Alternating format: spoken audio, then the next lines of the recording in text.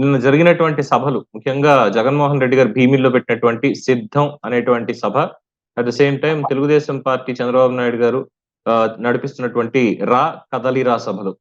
So ఈ రెండింటిని compare చేయాలంటే మీరు ఏం చెప్తారు? రెండింటిని కంపేర్ చేయాలంటే జగన్మోహన్ రెడ్డి గారు సిద్ధం అంటే వచ్చాడు. దేనికి సిద్ధమయ్యారు అడుగుతున్నాడు.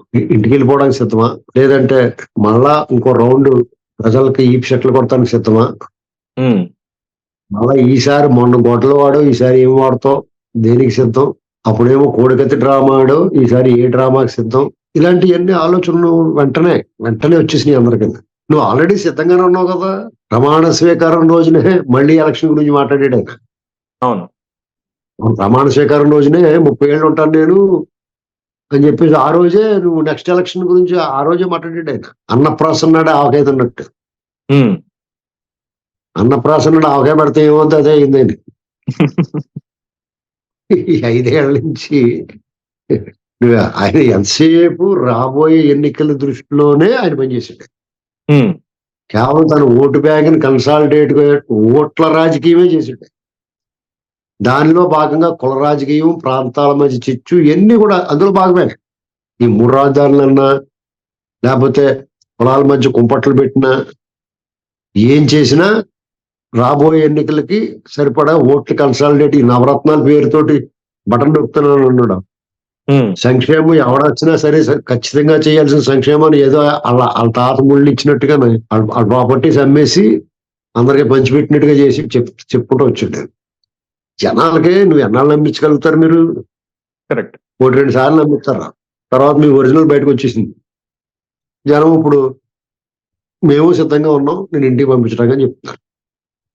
ఇక టీడీపీ పరిస్థితి వాళ్ళకి కదలిరా సభలు ఏంటంటే 1983లో ఎన్టీ రామారావు గారు అన్ని కూడా తెలుగుదేశం పిలుస్తుంది కదలరా.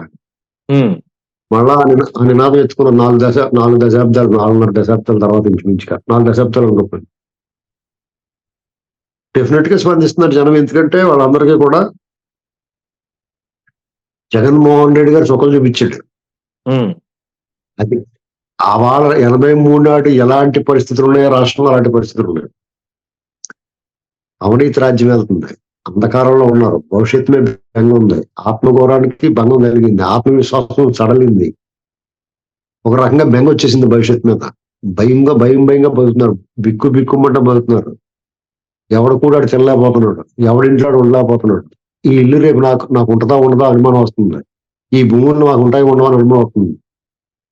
ఒక రకమైన ఆనాటి పరిస్థితుల కంటే దారుణమైన పరిస్థితుల్లో నెట్టేశారు ఇప్పుడు. డెఫినెట్ గా వాళ్ళందరూ కూడా ఓ పనివాడిని వదులుకొని పనికి మాలివాడిని తెచ్చుకున్నారు బాబు అనేటువంటి భావనకు పూర్తిగా వచ్చేసారు. ఈ 4.5 ఏళ్లలో ఎప్పటికప్పుడు వాళ్ళు ఏ రోజన్నా ఈ రోజు కాకపోతే రేపన్నా బాగుంటుందేమో అనుకున్నారు, కానీ ప్రతిరోజు ఇంకా దిగజారుతా వచ్చింది పరిస్థితి. భూముల రేట్లు తగ్గిపోయినాయి, ఆర్థిక పరిస్థితి కుదేలైపోయింది. అసలు వాళ్ళ జీవన విధానమే, జీవన ప్రమాణాలు తగ్గిపోయినాయి, జీవన విధానం మారిపోయింది. వలసలు మళ్ళీ మొదలైనవి. ఈసారి గారు ఏం తేడా వస్తుంది, ఈ రాష్ట్రం అంటే మొట్టమొదటిసారిగా రాష్ట్రం మొత్తం ఖాళీ అయిపోతాయి. అంటే పోలవరం ప్రాజెక్టుకి ఊళ్ళు ఖాళీ చేసి ఇచ్చేసారు కదా, అవును, అలాగే అయిపోతుంది అనమాట. ఇలాంటి పరిస్థితులు డెఫినెట్ గా వాళ్ళకి చంద్రబాబు నాయుడు గారు వాళ్ళ కూటమి ఒక వరంలా దొరికింది. చంద్రబాబు నాయుడు గారి పట్ల వాళ్ళందరికీ ఒక బాధ కూడా ఉంది. జగన్మోహన్ రెడ్డి గారు వ్యవహారం వాళ్ళు ఒక మాట ఏ మాట మాట్లాడినా వెంటనే చంద్రబాబు గారు గుర్తుకొస్తున్నారు వాళ్ళకి. ఏ కార్యక్రమం జరిగినా ఏ సందర్భం వచ్చినా చంద్రబాబు నాయుడు గారు అలా చేశారు, చంద్రబాబు నాయుడు గారు అప్పుడు ఇలా జరిగింది అనేటువంటి పండుగ వచ్చిందనుకోండి సంక్రాంతి, చంద్రబాబు నాయుడు గారు రెండుగా సంక్రాంతి గారికి వచ్చింది అనేటువంటి గుర్తుకొస్తుంది.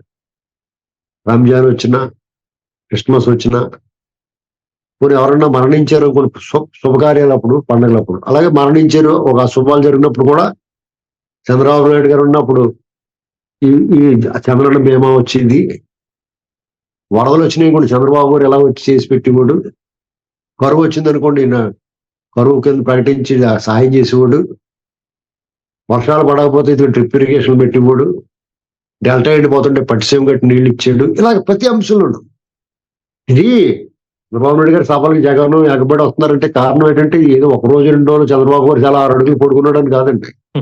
ఆయన చేసిన పనులు. అవును.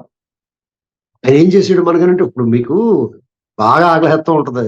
ఎక్కడికి వెళ్తారు. అక్కడ ఏమీ దొరకవు మీకు. లేదా ఎవరు కేకేసి పెట్టరు. అప్పుడు మీ అమ్మ గుర్తుకొస్తుందా గుర్తురాదా? అవును.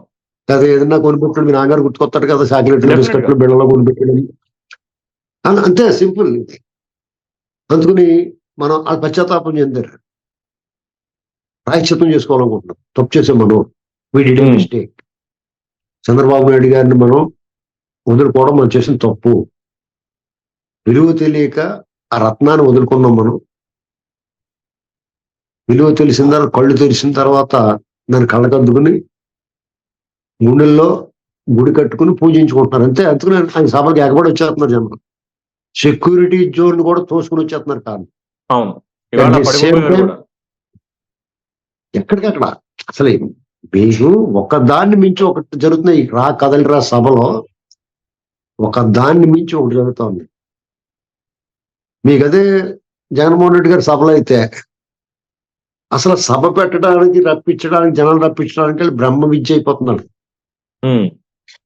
వాలంటీర్ని వీళ్ళు ఇప్పుడు డ్వాక్రా వాళ్ళని బెదిరించి, భయపెట్టి, ప్రలోభ పెట్టి, బతిమాలి, లేకపోతే ఇన్ని రకాలుగా తీసుకొస్తా అతని ప్రసంగం మొదలట్టుగానే పారిపోతున్నాడు.